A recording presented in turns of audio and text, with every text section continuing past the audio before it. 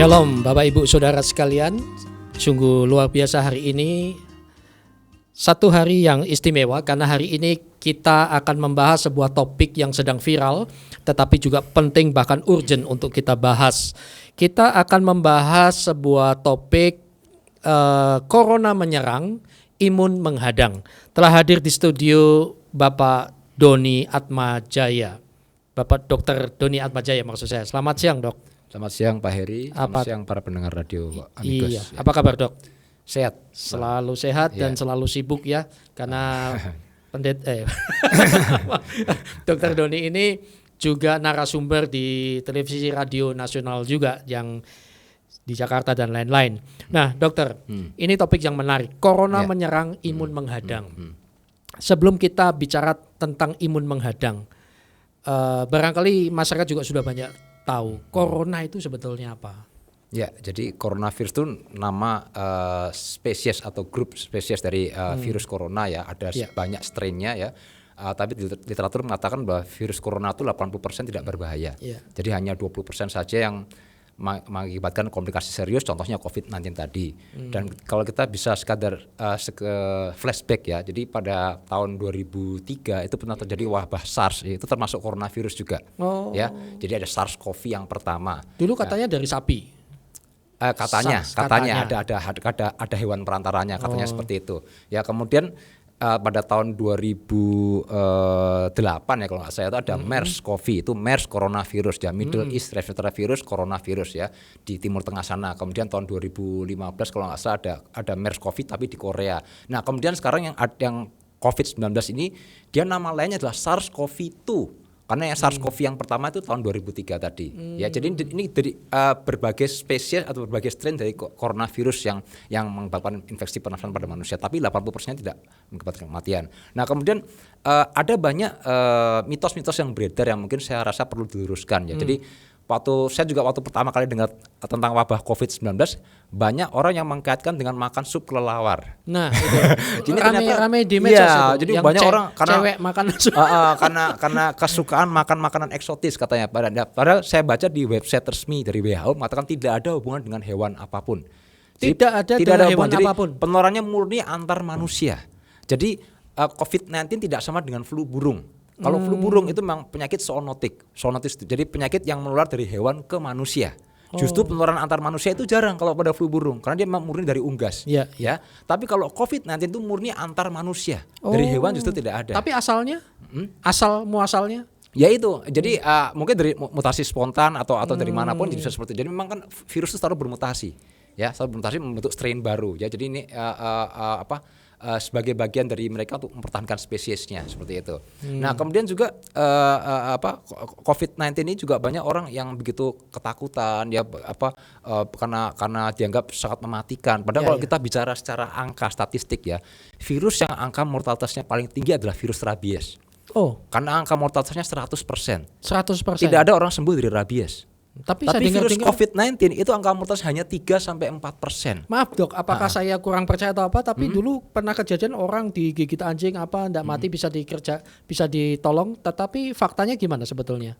Ya itu mungkin kurang tepat ya karena data statistik sampai sekarang tidak ada seorang pun yang selamat dari penyakit rabies. Itu pasti mati, angka 100%. Ya, cuman perbedaannya kalau rabies ini udah ada vaksinnya.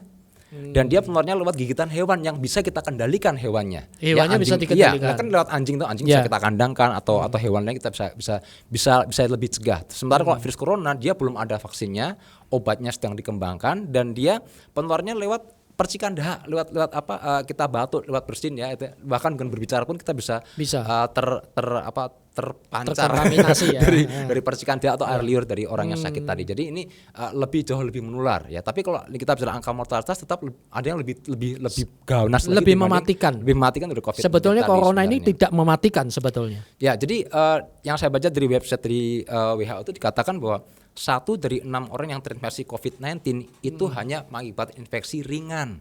Jadi hanya satu orang saja yang berujung menjadi komplikasi serius sampai menyebabkan kematian tadi. 1 dari 6. Artinya 5 itu selamat. Iya. Nah, seperti itu. Jadi dan ini ternyata sangat berhubungan faktor sistem imun. Makanya topik pada siang hari ini benar sekali, virus menyerang, imun kita yang paling utama yang paling menghadapi virus tadi. Ya. Tapi bagaimana sekarang pemerintah dengan upaya sedemikian rupa. Pertama adalah isolasi mandiri, lalu tempat cuci tangan di mana-mana. Itu sebagai sesuatu tindakan yang sangat tepat atau maksudnya efektivitasnya sejauh mana, Dok? Efektif untuk menurunkan pembawaan angka penularan kuman. Penularan kuman. Jadi kan karena begini, kita bisa menjamin bahwa sistem imun tubuh kita kuat. Tapi kan saya nggak bisa menjamin apakah anak saya, istri saya, sistem imunnya sekuat saya. Ya kan artinya kalau saya keluar kemana terus saya pergi ke tempat publik, saya kena virusnya nempel di baju saya atau gimana, kemudian saya pulang ke rumah, saya gendong anak saya, anak saya sistem imunnya tidak sekuat saya, dia bisa terkena COVID-19 kan. Jadi ini oleh karena itu tadi, makanya apa yang dilakukan pemerintah sudah sangat tepat untuk menurunkan angka penularan tadi. Ya, tapi saya mau katakan bahwa Anda mau pakai masker seperti apapun, mau cuci tangan seperti apapun, kalau sistem imun tubuh Anda lemah itu nggak akan ada gunanya. Ya, kenapa? Karena sistem imun adalah benteng utama dan benteng terakhir pertahanan tubuh Anda. Benteng terakhir, benteng utama dan terakhir. Artinya gini, kalau kita umpamakan dalam dunia peperangan ya, kalau zaman dulu orang perang dia bangun benteng kan, benteng itu fungsinya untuk apa sih? Untuk menghambat pergerakan musuh, betul nggak? Supaya nggak masuk. Ya, kalau kita perang selama bentengnya masih utuh, itu musuh mau lempar-lempar batu kayak mau tembak bom, selama benteng utuh kita aman-aman aja. Tapi ketika bentengnya runtuh, musuhnya masuk, nah sudah selesai lah, kita pasti akan kalah. Makanya yang paling penting adalah memperkuat sistem imun tubuh kita. Di samping kita memperkecil angka penularan dengan langkah-langkah higiene tadi, cuci tangan, pakai masker, ya kemudian social distancing. Itu hanya langkah awal ya? Itu hanya langkah meminimalisir supaya kumannya tidak berpindah ke tubuh kita. Juga tidak bisa diremehkan juga ya dalam tidak bisa diremehkan, itu juga sangat penting juga. Sangat penting. Gitu. Tetapi yang terpenting benteng terakhir dan itu, benteng utama ini yang harus dikuatkan. Bagaimana meningkatkan imun kita? Dengan mempraktikkan gaya hidup sehat. Dan ini juga saya ingin meluruskan bahwa ketika orang sejak wabah COVID-19 ini itu produk suplemen laris manis. Ya, betul. Orang belum sampai habis. Sampai obat kuat. Kita bicara fair ya. Saya tidak mendiskreditkan produk suplemen apapun ya. Bahwa produk suplemen sebagus apapun tidak bisa menggantikan peranan gaya hidup sehat. Itu ya. dia. Jadi gaya hidup sehat itu sesuatu yang Anda lakukan, bukan Anda beli. Ya. Apa tuh gaya hidup sehat? Ada 5 aspek. Pertama nutrisi. Diet sehat, gizi seimbang. Olahraga teratur. Istirahat yang cukup. Menghindari kebiasaan buruk, rokok, alkohol, narkoba. Yang terakhir adalah mengatasi stres. Ini 5. Tidak ada obat atau suplemen yang bisa menggantikan kelima langkah tadi. Ya. Dan kalau kita mau bicara jujur, dalam buku kedokteran manapun tidak pernah dia katakan kalau Anda mau sehat minumlah suplemen. Tidak ada di buku manapun. Ya. Yang ada Pak, ya kelima angka tadi. Makanya gizinya seimbang, olahraganya, kemudian istirahatnya juga cukup ya. Ya minum makan suplemen segudang, kalau kurang tidur ya sama aja, flu juga, sakit juga. Betul. Kan Anda mau makan suplemen seperti apa? Kalau Anda merokok, sama aja, merokok menurunkan sistem imun tubuh kita juga. Akhirnya kita juga lebih rentan terpapar oleh infeksi virus termasuk COVID-19 tadi. Iya. Jadi pola hidup itu yang sangat penting. Yang paling penting, itu yang paling kritikal. Adakah tampaknya di akhir zaman ini terjadi terjadi degradasi dan perubahan pola hidup manusia, Pak? Betul. Jadi di samping perubahan pola hidup juga perubahan pola pikir, di mana semakin banyak manusia-manusia yang terlahir dengan pikiran instan. Maunya cari magic pill, sekali minum semua masalah kesehatan beres. Ya, sekali minum suplemen, saya nggak perlu diet, saya nggak perlu olahraga, saya nggak perlu tidur. Gimana caranya nggak perlu tidur? Kerja saya sedikit, boleh merokok, kemudian dan tetap sehat. Ini nggak bisa pola pikir seperti Gerak itu. Sedikit banyak duit. Itu nggak bisa. Artinya bahwa saya kan sampai kapanpun tidak ada yang bisa menggantikan peranan gaya hidup sehat tadi. Yang kelima langkah tadi itu yang paling penting. Ya, yang namanya suplemen, sesuai namanya suplemen itu tambahan. Ya, tambahan itu pelengkap, bukan yang utama. Bukan makanan pokok, bukan pokoknya tadi kelima langkah tadi. Ya, itu yang paling penting sekali ya. Nah, kemudian saya juga ingin menegaskan prinsip perbedaan karakteristik antara virus dengan bakteri. Nah, ini bedanya apa, Dok? Kadang-kadang masyarakat ini nggak tahu bakteri itu apa, virus itu banyak bagaimana? Orang saya takut nyentuh ini ada virusnya, ada COVID-19-nya dan sebagainya. Jadi begini, virus COVID-19 seperti kebanyakan virus lainnya, dia adalah parasit obligat. Artinya dia parasit yang sangat bergantung pada tubuh inangnya atau host space-nya untuk bisa bertahan hidup. Ya, artinya dia tidak bisa bertahan hidup lama di luar tubuh inangnya. Dia kena sinar matahari, kena sinar ultraviolet, dia kena kekeringan, ya jangankan kena disinfektan, ya dia kena kering, kena sinar ultraviolet, dia udah mati sendiri, nggak perlu diapa-apain lagi. Ya, beda dengan bakteri. Kalau bakteri dia punya dinding sel, Ya, dinding sel itu punya membran pelindung. Ya. Bahkan saya pernah baca kuman TBC itu bisa tahan dengan desinfektan. Bayangkan itu. Kuman Dan TBC. dia bisa hidup berbulan-bulan di luar tubuh manusia. Wah, itu Karena dia punya dinding sel tadi. jadi lebih bahaya dari virus corona sebetulnya. Artinya kemampuan bertahan hidupnya lebih tinggi dibanding virus kalau bakteri secara general, karena dia punya dinding sel, dan di dalam dinding selnya dia punya organela. Organela itu adalah organ di dalam tubuh sel bakteri tadi yang memungkinkan bakteri tadi melakukan metabolisme seluler secara mandiri tanpa tergantung oleh tubuh inang atau host space-nya. Sementara virus dia nggak punya itu semua. Dia hanya punya materi genetik. Nah, materi genetik itu ada dua, ada RNA, ada DNA, ribonucleic acid dan deoxyribonucleic acid. Nah, kalau corona dia termasuk yang virus RNA, ya virus yang cepat bermutasi. Makanya seperti virus influenza, virus HIV/AIDS itu dan corona nih virus yang tipe RNA ya, cepat bermutasi. Artinya kalau cepat bermutasi dia sulit dibuat vaksinnya. Kita buat vaksinnya sekarang, 2 tahun kemudian muncul strain baru. Nggak mempan lagi vaksinnya, jadi bikin lagi, bola lagi. Jadi kita kejar-kejaran sama virusnya tadi. Kejar-kejaran. Nah, itu ciri khas dari virus yang sifatnya tipe RNA. Tapi mungkin nggak dimusnahkan itu, Dok? Dia kalau berada di luar tubuh dia mati sendiri. Iya, jadi virus itu dia tidak berbahaya selama di luar tubuh. Kalau di dalam tubuh baru dia bikin masalah kesehatan. Ya, jadi, sifat corona ini yang paling rentan dan paling sensitif orang bisa tertolak tatkala bagaimana? Sekarang kan jabat tangan dihindari, terus kerumunan minimal sekian orang. Ya, sebetulnya bagaimana? Yang pertama, lebih bahaya kita harus tahu kondisi-kondisi bagaimana yang bisa memperpanjang usia virus tadi atau sebaiknya bisa mempercepat virus tadi mati. Ya, pertama kelembapan. Tingkat kelembapan yang tinggi atau kadar air yang tinggi menyebabkan virus hidup lebih lama karena virus hidup di dalam air. Ya, kemudian juga suhu udara. Suhu udara yang dingin itu virus lebih lama hidup dibanding kalau dia suhu udaranya panas. Dan bukan kebetulan bahwa COVID-19 mewabah ketika kita sedang musim hujan. Ya kan, lembab ya. Saya malah berpikir dingin, hujan, ya virusnya kena hujan. Malah senang dia hidup di dalam air. Ya kan? Saya pikir udaranya bersih. Kalau ini kemarau, saya yakin dia sudah hilang dari kemarin. Gitu ya. Ya, kalau ini kemarau panas itu udah mati sendiri dia. Tapi karena ini hujan, ya kita lembab, kita angin bertiup kencang, ya udaranya dingin, virusnya hidupnya lebih lama di luar tubuh. Ya. Jadi kalau dia nempel di permukaan benda apa ya, dia masih dalam keadaan hidup, tidak sengaja kita sentuh, kemudian kita korek mata kita, hidung kita, mulut kita, nah masuklah tuh virus tadi ke dalam tubuh kita, seperti itu. Gitu, malah lembab. Jadi tomohon ini juga cukup potensi ya karena lembab. Ya, jadi yang harus dipikirkan tadi ya. Tapi basicnya dia adalah makhluk tidur yang sangat lemah di luar tubuh kita. Sebetulnya dia sangat mudah lemah. mati. Ya tadi, apalagi dikasih desinfektan, dia akan lebih cepat matinya. Gitu ya. Desinfektan udah susah dicari nih sekarang, apalagi sanitizer. Lagi Dok, tentang virus dan bakteri. Nah, bakteri sendiri sifat kerjanya, contoh-contoh lain bakteri yang saat ini yang sebetulnya tanpa sadar, orang kan saat ini lagi fokus di corona nih. Padahal ada juga bakteri yang harus kita waspadai. Apa ini Dok? Bakteri TBC. TBC? Iya, jadi infeksi yang paling banyak menyebabkan kematian seluruh dunia adalah bakteri TBC. Selain di seluruh dunia, bukan cuma Indonesia saja, ya. Selain rabies tadi. Iya, kalau rabies kan virus. Rabies itu virus. Tapi oleh binatang anjing saja. Gigitan hewan dan sama kuman TBC ditularkan juga lewat batuk, percikan dari batuk ya, dari TBC, air liur juga kan sama dengan sebenarnya sama juga ya bahayanya. Iya, bahkan TBC ini 90%-nya adalah menyebabkan infeksi laten. Jadi artinya kumannya ada dalam tubuh seseorang tapi tidak menunjukkan gejala. Kenapa? Karena kumannya dalam keadaan dorman alias tidur. Ya, tidur itu tidak mati. Artinya dia tidur itu dia dalam keadaan tidak aktif, dia menunggu sistem imun kita melemah baru dia bangkit. Makanya infeksi TBC dikatakan sebagai infeksi oportunistik. Ya, orang oportunis itu orang yang mencari kesempatan kan. Ketika nggak ada kesempatan dia sembunyi dulu nih. Tapi ketika ada kesempatan dia muncul.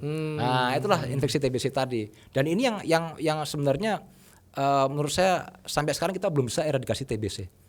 Yang ironisnya TBC ini sudah ada vaksinnya, sudah ada obatnya, toh masih banyak meninggal orang seluruh dunia. Ini lebih mematikan sebenarnya, cuman nggak kelihatan, tidak secepat virus corona seperti itu. Itu masalah yang membuat viral karena corona itu begitu bermutasi cepat. Dan begitu cepat masuk ke negara-negara. Menyebarnya begitu cepat. Untuk Indonesia sendiri, menurut dokter bagaimana? Kan ada nih siap, tidak siap, sebelum siap atau tidak siap. Penanganannya dari pemerintah. Ya, kalau penanganan pemerintah saya kira sudah sangat saya acungkan jempol, sangat bagus sekali ya dengan tadi social Antisipasinya. distancing, kemudian membudayakan PHBS, cuci tangan, pakai masker dan sebagainya itu sudah udah benar ya. Bahkan beberapa daerah udah ada bilik-bilik penyemprotan antiseptik dan sebagainya, walaupun katanya nggak dianjurkan, tapi ya it's okay lah untuk minimalisir, nggak ada salahnya juga. Mohon ya. ini tong-tong ini air semua sudah banyak. Oh, baru iya, saja iya. juga semprot disinfektan di kota ini. Ya itu tadi. Tapi saya mau katakan tadi semua langkah tadi tujuan utamanya adalah meminimalisir perpindahan kuman dari orang satu ke orang lainnya. Ya, pertanyaannya kalau kumannya sudah terlanjur masuk dalam tubuh kita, siapa yang akan melawan kuman tadi kalau bukan sistem imun kita? Ya kan? Makanya benteng utama itu sistem imun kita. Karena kita mau pakai masker sebanyak apapun, kalau pas makan maskernya kita buka kan? Ya. Tetap bisa masuk kan kumannya. Saya ke ATM, saya cuci tangan ya. Masa ATM saya juga mau tak cuci? Betul. Kan? Ya, Anda mau pakai baju astronot pun, ketika Anda makan helmnya harus dibuka juga. Iya betul. Tetap bisa. Artinya begini, kita sehebat apapun kita memprotek tubuh kita, tetap kuman punya jalan masuk dalam tubuh kita. Jadi mau nggak mau kita harus siap menghadapi kuman ketika dia sudah ada dalam tubuh kita. Nah caranya gimana? Dengan memperkuat sistem imun tubuh kita tadi. Itu yang paling utama, dengan nutrisi, olahraga dan lain sebagainya. Vitamin apa yang bagus untuk kita konsumsi? Semua, makan gizi sehat, gizi seimbang ya, bukan cuma vitamin aja, jadi karbonya, lemaknya, proteinnya, vitamin, mineral, ya serat, airnya semua cukup. Dan jangan lupa minum air putihnya harus cukup. Air putih ya. Kalau saya sedikit mengungkapkan bahwa pedoman gizi sehat seimbang itu ada piramida gizi seimbang ya. Nah, piramida itu landasan piramidanya adalah air putih. Jadi artinya Anda kalau digambar begini ya, ya. Jadi artinya yang paling utama justru air putihnya. Ini piramida. Ya, boleh di sana. Segitiga yang kan. Bawah, yang paling bawah tuh air putih. Minum air putih cukup. Wah, saya ini ngopi terus. Jadi artinya Anda mau makan sesehat apapun, kalau minum air putihnya kurang, percuma juga. Percuma juga. Kenapa? Karena nutrisi dibawa oleh plasma darah. Dan plasma darah itu 97%-nya adalah air. Ya ingat Pak Heri kalau masuk rumah sakit diinfus itu isinya apa sih? Air kan? Nah itu. Karena itu yang paling komponen utama penyusun tubuh kita. Termasuk semua proses metabolisme dalam tubuh kita berlangsung dalam medium air tadi. Jadi airnya harus cukup. Ya, nah, makanya jangan cuma fokus minum suplemen aja, minum air putihnya malah kurang. Sampai mau. Sama aja. Oke, setelah ini piramida begini, air atasnya lagi apa dok? Baru makanan pokok karbohidrat. Ya, karbohidrat itu ya sumber energi ya, asam tepung ya, bisa nasi, bisa roti, bisa jagung ya, bisa ketela ya seperti itu atau ya kemudian baru di atasnya buah dan karbohidrat itu adalah buah dan sayur. Nah, kemudian ke atasnya lagi baru daging, telur ya, makan makanan hewani. Wah, itu kebalik. Daging, telur dan selama susu. Ini kebalik. Nah, selama ini orang kebalik ya, habis makan komponen utamanya nasi dan daging. Sayurnya cuma hiasan piring aja ya, enggak dimakan, cuma disingkirkan saja. Yang penting ada hijau. Padahal kalau kita lihat dari isi piringku dari germas dari Depkes itu harusnya kalau kita mau sehat itu karbohidrat maksimal 25%. Seperempat piring maksimal 25%. Nah, kemudian untuk proteinnya apakah itu daging atau telur itu maksimal seperempat piringnya lagi. Nah kemudian yang setengah piringnya adalah buah dan sayur. Jadi harusnya yang paling banyak justru buah dan sayurnya. Itu tadi. Ya banyak kebalik. Nah sekarang kembali lagi pola hidup. Mungkinkah dalam perubahan pola hidup masyarakat zaman now, zaman milenial, anak-anak kita adalah anak-anak generasi alfa. Kalau zaman nenek tetek kita kan makannya pas-pasan, kerjanya luar malah sehat-sehat kan, umurnya panjang-panjang kan. Fisiknya. Sekarang kerja duduk, makannya semua tinggal aplikasi. Iya betul. Bagaimana saran dokter? Ya jadi memang tidak bisa kita pungkiri bahwa perubahan gaya hidupnya sangat berpengaruh pada perubahan pola penyakit. Ya dulu ya kalau kita bicara di luar COVID-19 ya, dulu yang namanya stroke, jantung koroner, diabetes itu penyakitnya orang lansia. Sekarang 20 tahun udah kena tuh. Udah betul, kena diabetes, udah kena jantung, udah kena stroke. Saya pasien termuda stroke tuh 29 tahun, belum genap 30. Dan sampai meninggal karena stroke-nya tadi. Bayangkan begitu kasihan, belum genap 30. Ya, karena perubahan pola hidup. Ada 3 hal perubahan. Pertama perubahan pola makan. Ya, tadi saya katakan makan makanan yang serba enak ya. Makan makanan junk food fast food yang dulunya dicap mahal sekarang semua orang bisa beli. Betul. Dan perlu diketahui bahwa makan tadi adalah makan yang tinggi akan kalori, tinggi akan karbohidrat, tinggi akan lemak, tinggi akan garam, dan tinggi akan zat kimia, pewarnanya, pengawetnya dan sebagainya. Perubahan pola makan. Kemudian kedua perubahan pola mobilitas. Zaman dulu kakek nenek kita jarang sakit, lawang kemana-mana jalan kaki. sehat. Ya, betul. Ketika sekarang kita kemana naik mobil, naik motor, kakinya nggak pernah dipakai lagi, ya kita jadi namanya sedentary lifestyle, gaya hidup malas bergerak. Nah, ketika kita malas sedangkan bergerak, motor saja dulu di starter 10 kali baru jadi. Iya, sekarang artinya tinggal pencet. jadi orang zaman sekarang semakin dimanjakan dengan teknologi. Iya, Nah, ini yang salah. Ini yang sangat salah. Kenapa saya katakan sangat salah? Karena kita harusnya belajar dari bangsa Jepang. Bangsa Jepang itu pusat teknologi dunia. Mereka pusatnya mobil, pusatnya motor. Tapi masyarakatnya rajin jalan kaki. Loh. Dan mereka termasuk bangsa yang dengan usia harapan hidup tertinggi di dunia. Usia harapan hidupnya tertinggi di dunia. Iya. Kan tadi budaya jalan kakinya tadi loh. Padahal mereka produsen mobil dan motor. Iya. Lah kita yang cuma konsumen, kenapa kita yang kena sakit jantung? Kalau di Tomohon itu kalau cuma dari Talente menuju ke Grand Central. Karena malasnya loh. Karena kita sulit mengalahkan malasnya. Jadi ini penting bahwa teknologi itu harusnya digunakan sebagai alat bantu, bukan alat ganti. Oke, teknologi adalah alat bantu, bukan alat ganti. Catat ya, sahabat. Jadi teknologi adalah salah bantu. ketika Anda menggunakan teknologi sebagai pengganti kaki dan tangan Anda. Itu betul. Sangat salah. Saat itulah Anda pasti akan lebih rentan dengan penyakit jantung koroner, diabetes dan lain sebagainya. Ya, perubahan mobilitas tadi. Kemudian yang tidak kalah pentingnya lagi bahwa perubahan mobilitas ya, kerja, perubahan pola makan, terus perubahan ini pola pikir ya, orang sekarang lebih gampang stres. Ya, gampang stres ya. Saya ingat begini, ada seorang seorang bukan konsumen ya klien lah ya konsumen. Dia tanya sama saya, "Dok, kakek saya tuh kerjaannya ngerokok tiap hari, tapi kok umurnya panjang?" Ya, itu fakta yang membingungkan. Bingung kan orang kita anti rokok. Oke, jadi rokok adalah salah satu faktor yang melemahkan imun seseorang. Ya, tapi kita lihat ada faktor-faktor enggak yang mendukung sistem imunnya. Pertama, si kakek tadi dia tinggal di desa. Di desa udaranya lebih bersih daripada di kota, minim polusi. Ya, kemudian si kakek tadi dia pekerjaannya dia lebih bebas stres karena pekerjaan tidak menuntut deadline. Beda dengan kita orang kerja kantoran, harus meeting lah, harus deadline kita stressornya lebih tinggi. Apalagi marketing lagi. Jadi kita tingkat stresnya tinggi melemahkan sistem imun tubuh kita. Ya, kemudian juga orang desa makanannya lebih alami. Di desa masih jarang ada tuh hamburger, pizza, fried chicken masih ada jarang. Mereka makannya serba alami, justru itu. Mereka makan ngomong ini apa? Sementara kita yang orang kota, waduh mau cari makanan fast food model apapun ada. Dan di kamar dia bisa makanan datang sendiri. Nah, nggak perlu gerak ya. Jadi ini tadi ada faktor meringankan dan memberatkan tadi. Tapi apa tips dokter di era di mana teknologi mengganti fungsi manusia kita, tapi agar kita masih bisa menjaga kesehatan, sehingga imun kita kuat dari serangan corona ini? Jadikan hidup sehat sebagai pilihan, ya, bukan sebagai keterpaksaan. Ya, saya berikan contoh begini. Ada seseorang yang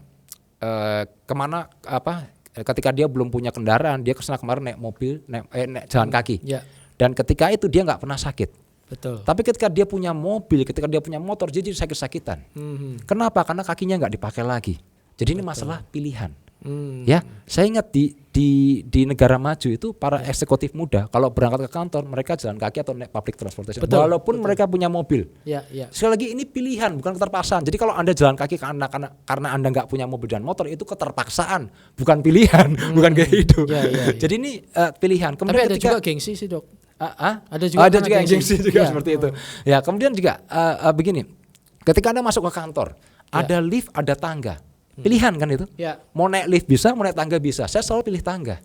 Sekali lagi ini masalah pilihan. Betul. Ya, saya ingat kalau saya di bandara, saya habis turun dari pesawat gitu ya, mau turun di kedatangan, yang naik lewat tangga hanya saya, yang lain tuh lewat eskalator semua.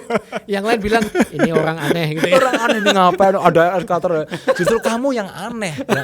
Kamu sudah duduk diam 3 jam masih naik eskalator lagi, diam lagi. Gaya banget. Gaya banget. Justru karena saya sadar saya udah 3 jam nggak bergerak, saya harus bergerak dengan cara saya lewat tangga. Malah orang lihat gini, orang kampung itu. Jadi hidup sehat itu pilihan, bukan keterpaksaan. Ya, tadi membiasakan diri bergerak. Aktif bergerak, karena salah satu resep umur panjang dan hidup sehat adalah kita rajin bergerak. Ya, rajin bergerak itu tidak selalu diartikan dengan olahraga loh. Ada orang sudah olahraga rutin 3 kali seminggu, tapi kalau keseharian dia malas bergerak sama aja. Jadi physically active, Ya. Ya, kemudian pilihan makanan, ya, makanan yang sehat juga sekali lagi ini sekali lagi ini masalah pilihan ya. Ya, kita bisa memilih sesuai dengan selera lidah kita atau memilih sesuai dengan kebutuhan tubuh kita. Ya, adapun saya baru sadar bahwa yang namanya ilmu diet itu adalah ilmu makan sesuai kebutuhan, bukan keinginan. Ilmu diet. Sebetulnya prinsip diet itu ya. Prinsip diet. Jadi tujuan utama dari diet adalah kesehatan, bukan langsing. Bukan langsing. Banyak diet biar langsing, salah. Diet itu biar sehat. Iya, Dok, ini. Orang diet identik dengan orang yang gemuk baru itu diet. Salah. Tujuan utama adalah sehat. Ya. Dan sehat orang kebutuhan kurus kayak saya pun juga dan diet. dokter juga. Tapi komposisi regimen dietnya beda dong antara orang yang gemuk, kurus, normal. Dari komposisi karbonya, lemaknya, proteinnya. Nah, kalau yang gemuk karbonya bagaimana dengan yang kalau yang langsing? Gemuk yang udah kelebihan kalori, jadi kurangi makan makanan tinggi kalori, kurangi karbonya, kurangin lemaknya, perbanyak buah dan sayurnya, dan perbanyak minum air putihnya, itu penting, dan juga olahraga dirutinkan. Nah, kalau yang kurus kayak saya berat, justru saya perlu banyak karbo, perlu banyak lemak untuk menumbuhkan massa otot. Nah, dengan dikombinasi dengan olahraga yang teratur. Ada orang ada seninya gitu loh. Ada orang mengidentifikasikan bahwa kalau yang gemuk itu banyak penyakit, kurus, langsing. Ya, itu memang bahkan. Tapi faktanya ada juga yang kurus asam urat juga. Bagaimana jadi begini, kalau di negara maju obesitas itu sudah dianggap sebagai penyakit. Ya, jadi diperangi seperti penyakit. Jadi kalau di Indonesia Indonesia dianggap masih lambang kemujuran. Nah, ini yang salah. Ya. Jadi di negara maju obesitas itu diperangi, ditangani sebagai layaknya penyakit. Ya, makanya mereka apalagi obesitas kan ada kelasnya, kelas 1, kelas 2, kelas 3. Untuk yang severe obesitas yang indeks massa tubuh di atas 40 itu memang diperlukan intervensi medis. Ya, sedot lemak lah, kasih obat penekan nafsu makan dan sebagainya. Itu memang dibutuhkan. Ya, jadi ini obesitas itu memang dianggap sebagai sumber penyakit di negara maju ya. Berbeda dengan kita, masih pola pikirnya menganggap sebagai bagian dari keberuntungan dan sebagainya. Jadi itu harus dirubah. Ya, tapi saya mau katakan memang kesehatan tidak semata-mata dipengaruhi oleh kontur tubuh seseorang. Tapi kita bicara statistik bahwa obesitas ada salah satu faktor risiko dari 2 penyakit utama adalah jantung koroner, stroke, dan diabetes. Dan ini ada 3 penyakit pembunuh tertinggi di seluruh dunia. Pembunuh tertinggi di seluruh dunia. Penyebab kematian tertinggi di seluruh dunia. Maksudnya obesitas berhubungan dengan jantung koroner, dengan stroke dan diabetes. Dan jantung koroner, stroke, dan diabetes ini penyebab kematian tertinggi di seluruh dunia. Berarti sebenarnya mengalahkan corona dong, Dok. Ya, betul.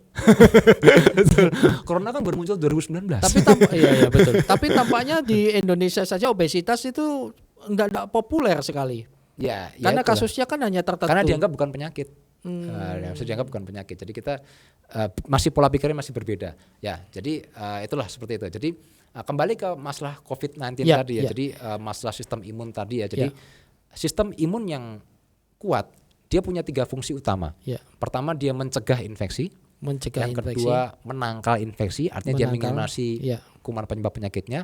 Yang ketiga, membatasi infeksi. Ya, nah kita lihat di rongga hidung kita ini ada bulu-bulu hidung ya. Itu ada fungsinya, jangan dicukur sampai habis. Saya suka cabutin ya, Dok, sampai itu nggak boleh itu. Bersin. Dicukur oke lah, dirapikan, tapi jangan sampai habis. Karena dia fungsinya menyaring kuman yang masuk bersama dengan udara pernafasan. Ya, dan juga di sepanjang saluran pernafasan kita ini ada silia, ada lendir. Lendir tadi itu tuh menangkap kuman yang masuk bersama dengan. Malah dibuang-buang. Memang diperangkap tadi, kemudian dibuang dengan batu atau kita bersin tadi. Seperti itu ya. Kemudian kalau di pencernaan kita punya air liur. Air liur juga fungsinya pembunuh kuman juga, ya. Kemudian juga ada asam lambung, dia juga membunuh kuman yang masuk bersama dengan makanan. Ini fungsi pertama, mencegah infeksi kuman masuk. Nah, kalau kumannya sudah masuk, sistem imun akan berperan untuk membunuh kuman tadi, mengeradikasi kuman tadi, ya. Nah, kalau misalnya kumannya masuk bersama dengan